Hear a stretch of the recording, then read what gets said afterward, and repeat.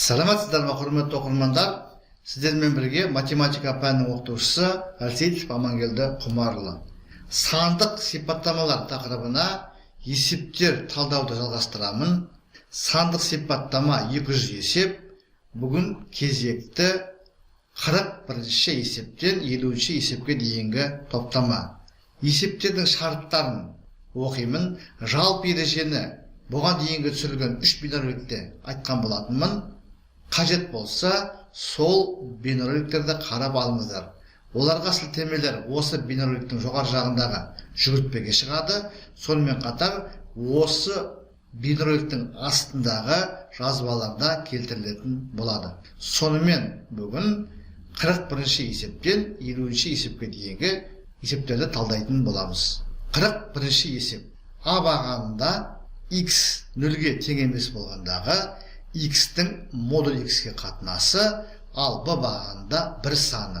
Екі бағандағы есептердің мәндерін салыстыру керек. Бұл жерде теңдеу болуы мүмкін, әртүрлі өрнек болуы мүмкін, тағы сол сияқты. Бізде оң жақ бағанда бір саны тұр, сол жағында x-ке қатысты өрнек. Енді осы өрнектің мәнін қарастырып көрейік. X 0-ге тең емес, егер x 1-ге тең болса, мысалы үшін, немесе x 10 болатын болса, онда бұл өрнектің мәні 1-ге тең болады. Ал егер x теріс болатын болса, онда минус 1-ге тең болады. Шынында да қараңыздар, x бөлінген модуль x. Біз санның модулі не екенін білеміз. Теріс емес санның модулі өзіне тең, ал теріс санның модулі оған қарама қарсы санға тең, яғни оң санға тең. Сонда қараңыздар, егер x 10 болатын болса, онда алымын жазып қоямыз да, бізде бөлімі x-тің өзі болады. Яғни x 10 болған жағдайда өрнектің мәні 1-ге тең. Ал егер x теріс болатын болса, алымындағы x бөлімінде минус x болады. Себебі теріс санның модулін ашқан уақытта алдына минус қоямыз. Сонда x бөлінген минус x ол минус 1-ге тең болады. X кіші 0-ден болған жағдайда. Яғни берілген өрнектің мәні x-тің таңбасына байланысты екен. Егер x оң сан болса, өрнектің мәні 1-ге тең. Ал егер x теріс сан болса, онда берілген өрнектің мәні минус 1-ге тең екен. Сондықтан бұл есептің жауабы D пункті болады. Себебі бұл өрнектің мәні x-тің таңбасына байланысты. Ал оң жағында 1 деген сан тұр. Бізде бір жағдайда 1 шығады, екінші жағдайда минус 1 шығады. Сондықтан есептің дұрыс жауабы D пункті. Келесі 42-ші есеп. А бағанында x-тің модулі көбейтілген x квадрат өрнегі, b бағанында x куб өрнегі тұр. Бұл есептің жауабы D пункті болады. Неге? Себебі егер x 0-ге тең болса, сол жағының мәні 0-ге тең, оң жағының мәні 0-ге тең, екеуі тең болады. Егер x оң сан болса, мысалы 1, сол жағының мәні оң сан болады, 1 болғанда 1 шығады, оң жағының мәнінде оң сан шығады. Ал егер x теріс болатын болса, онда x-тің модулі оң сан, x-тің квадраты оң сан, екі оң санның көбейтіндісі оң сан болады, ал теріс санның кубы әр уақытта теріс сан. Сөйтіп ол үшін жазып та көрейік.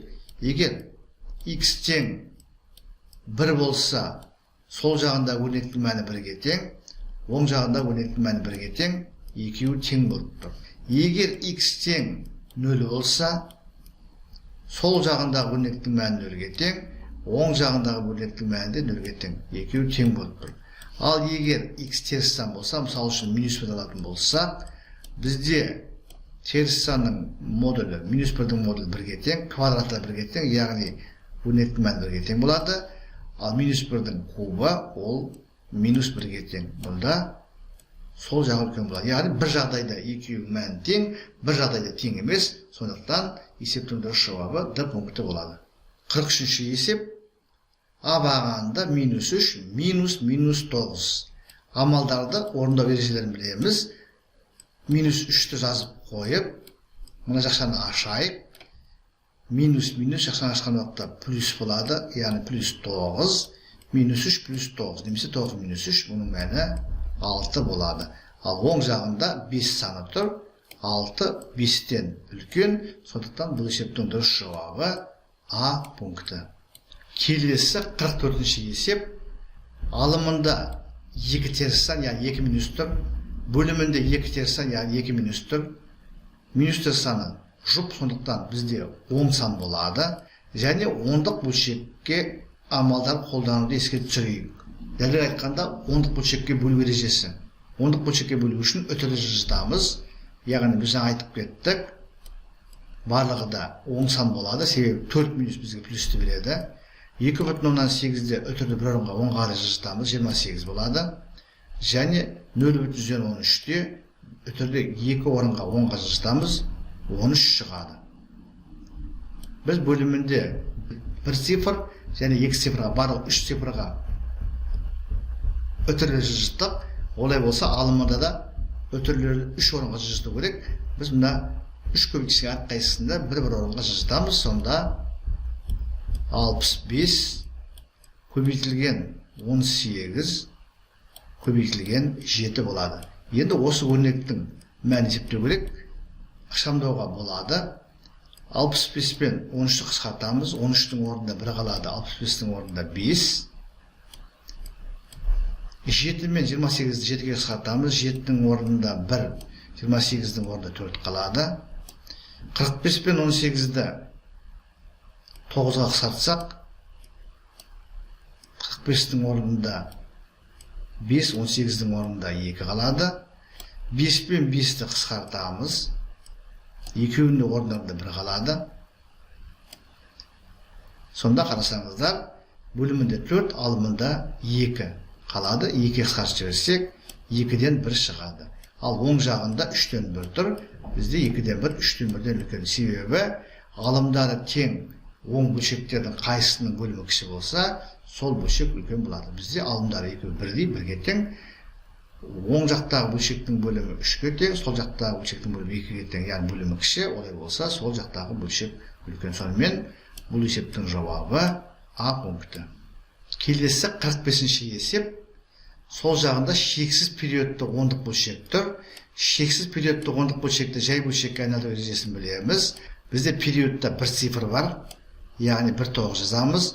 Өтір менен периодтың арасында ешқандай цифр жоқ, сондықтан 0 тіркелмейді. Алымына 3-ті жазамыз. Сонда бізде 9-дан 3 шығып тұр. Ал оң жағында 9-дан 2. Жоғардағы 44 есептегі сияқты 2 оң бөлшек, олардың бөлімдері тең. Олай болса, қайсының алымы үлкен, сол бөлшек үлкен болады. Бізде 3 2-ден үлкен, сондықтан 9-дан 3, 9-дан 2-ден үлкен. Бұл есептің жауабы А болады екен. Сонымен дұрыс жауабы А пункті. Келесі 46-шы есеп. А бағанында шексіз периодты ондық бөлшек тұр. 0,4 периодта 6. Шексіз периодты ондық бөлшекті жай бөлшекке айналдыру ережесін қолданамыз. Алымында 46 минус 4 болады. Себебі бірінші мына санды өтірсіз жақшасы жазамыз. Содан кейін минустан басын қоямыз да жақшаға дейінгі санды азайтамыз. Бөлімінде периодта неше цифр тұрса сонша 9 жазамыз. Бізде периодта жалғыз 6 тұр, яғни 1,9 түседі. Және 9-дан кейін өтірменен периодтың арасында қанша цифр болса, сонша 0 тіркейміз. Бізде өтірмен периодтың арасында бір ғана цифр тұр, 4 цифры. Олай болса 1,0 тіркейміз. Сонда алымында 42 болады, бөлімінде 90. Осы бөлшекті 6-ға қысқартсақ, бөлімінде 15, алымында 7 болады. Қараңыздар, сол жағындағы шексіз период ондық бөлшектің мәні 15-тен 7-ге тең екен. Б бағанында да 15-тен 7 тұр. Олай болса, бұл есептің дұрыс жауабы С пункті болады. Келесі 47-ші есеп. А бағанында берілген теңдеудің түбірін табу керек. Алдымен 4-ті жасаң ішіндегі қосындыға мүшелеп көбейтеміз. 4х 4-ке көбейтсе 12. Минус х жазып қоямыз, тең болады 33. Сол жағында ұқсас мүшелері 4x пенен x-ті біріктіреміз. Сонда 3x болады. Плюс 12 тең 33-ке. Белгісіз қосылғышты табу үшін қосындының мәнінен белгілі қосылғышты азайтамыз. Сонда 3x тең болады. 33 минус 12 21 шығады. Енді белгісіз көбейткішті табу үшін көбейтіннің мәнін белгілі көбейткішке бөлеміз. Яғни 21-ді 3-ке бөлеміз. Сонда x тең 7 деген түбір аламыз. Оң жағында 8 тұр. 8 7-ден үлкен. Сондықтан бұл есептің дұрыс жауабы Б пункті болады. Келесі 48-ші есеп. А бағанында модульді өрнек тұр. Мән есептейміз. Модульдің ішінде 4 жазып қойайық. Минус таңбасын жазып қояйын, жақша. Минус 5-тің модулі 5-ке тең. Минус таңбасын салып қоямын. Минус 7-нің модулі 7-ге тең. Жақшан жабамын. Сатқа модуль таңбасын қоямын. Тең болады. Модуль таңбасын жазып қоямын. Алдымен жақшан ішінде амал орын алады. 4 жазып қоямын. Минус 5-тен 7-ні азайтқанда минус 2 шығады. Әрі қарай модуль таңбасын жазып қоямын. 4 минус 2. 2 минус плюс береді. 4 қосу 2 шығады. 4 пен 2-нің қосындысы 6. 6 оң сан, модулі өзіне тең. Сонымен сол жағында өрнектің мәні 6-ға тең болды. Оң жағында 5 саны тұр. 6 5-тен үлкен. Сондықтан есептің дұрыс жауабы А пункті. Келесі 49-ші есеп. А бағанда А-ның модулі қосу Б-ның модулі. Б бағанда А плюс Б-ның модулі тұр. Бұл жерде А мен бұлардың орындарына сандық мәндерді қойып тексеріп көруге болады. Мысалға, А менен Б-ның екеуінің орындарына 0 қоятын болса, А-ның модулі 0-ге тең, Б-ның модулі 0-ге тең, яғни сол жағдан 0 шығады. А мен Б екеуі 0-ге тең, 0 плюс 0-іміз 0, модуль 0 болады. Яғни бұл жағдайда екеуі тең болады. Енді мысалға, А-ның орнына 1, Б-ның орнына минус 1 қойып көрейік. А-ның модулі, 1-дің модулі 1, минус 1-дің модулі 1, 1 қосу 1, 2 шығады. А-ның орнына 1-ді қоямыз, Б-ның орнына минус 1-ді қоямыз, 1 плюс минус 1, яғни 0 шығады. Ал 2 0-ден үлкен, сондықтан қараңыздар, бір жағдайда екеуінің мәндері тең болды, екінші жағдайда сол жақтағы өрнектің мәні оң жағында өрнектің мәнінен үлкен болды. Яғни бұл жерде нақты жауап жоқ, сондықтан есептің дұрыс жауабы Д пункті болады. Бүгінгі сабақтағы соңғы есеп, нөмір 50-ші есеп.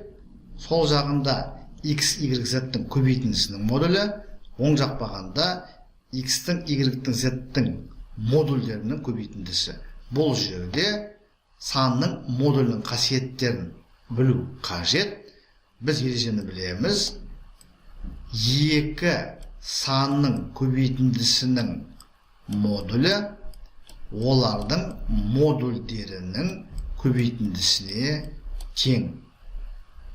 Бұл ереже көбейткіштердің саны 2-ден артық болғанда да орындалады. Сондықтан бізде бұл есептің жауабы С пункті болады. Сонымен құрметті оқырмандар, біз бүгінгі сабақта Назарбаев зияткерлік мектептерінің 7-ші сыныптарына түсу емтихандарына арналған математикалық пәннің сандық сипаттамалар тақырыбының кезекті 10 есебін, яғни 41-ші есептен 50-ші есепке дейінгі 10 есебін толығымен талдадық. Сіздерге барлығы да түсінікті болды ғой деп ойлаймын.